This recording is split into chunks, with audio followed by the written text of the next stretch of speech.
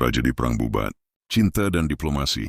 Pada masa kejayaan Pajajaran, putri cantik dari kerajaan itu, Dia Pitaloka Citra Resmi, putri tunggal Prabu Maharaja Linggabuana, menarik perhatian seluruh tanah, Jawa. Kecantikannya disandingkan dengan keharuman bunga, melati dan keanggunan bulan purnama. Kabar tentang putri ini sampai ke telinga Raja Majapahit, Hayam Wuruk, yang saat itu berniat memperkuat hubungan antara Jawa Timur dan Jawa Barat. Ia ingin mempersunting Dia Pitaloka, bukan hanya karena kecantikannya, tetapi juga sebagai simbol persatuan dua kerajaan besar. Perjalanan ke Majapahit, Prabu Linggabuana menyambut baik lamaran itu. Bersama sang putri dan rombongan besar, ia melakukan perjalanan ke Majapahit untuk mengantar putrinya.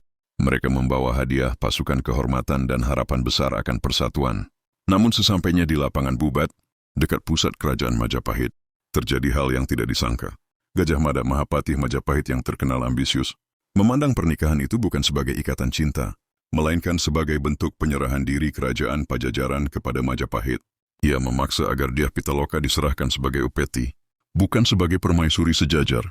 Ini adalah penghinaan besar bagi Pajajaran. Pertumpahan darah di Bubat. Prabu Linggabuana sebagai raja dan ayah tidak terima dengan perlakuan itu. Ia memilih mati dengan kehormatan daripada hidup dengan tunduk. Maka terjadilah pertarungan tidak seimbang. Rombongan Pajajaran yang datang untuk pernikahan terpaksa bertempur melawan pasukan Majapahit yang jauh lebih besar. Seluruh rombongan Pajajaran gugur, termasuk sang Prabu. Melihat ayah dan para pahlawan tewas, Dia Pitaloka Citra Resmi mengambil keputusan tragis. Ia melakukan belapati yang bunuh diri. Sebagai bentuk kesetiaan pada keluarga dan tanah air, tubuhnya diletakkan di atas bunga melati, Wendy Perikau dan Gandamya, membawa kehormatan Pajajaran sampai akhir hayatnya. Kutukan leluhur. Dikisahkan roh para leluhur Sunda murka.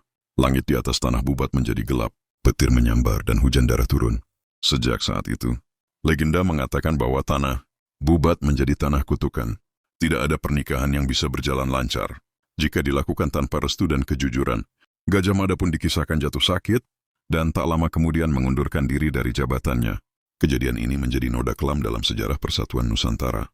Pesan dari tragedi Perang Bubat bukan sekadar kisah perang. Ini adalah cerita tentang kehormatan, cinta, dan luka yang membekas dalam hati bangsa. Namun rakyat Sunda selalu mengenang Dia Pitaloka bukan sebagai korban, tetapi sebagai simbol keberanian perempuan, kehormatan keluarga, dan cinta tanah air yang abadi.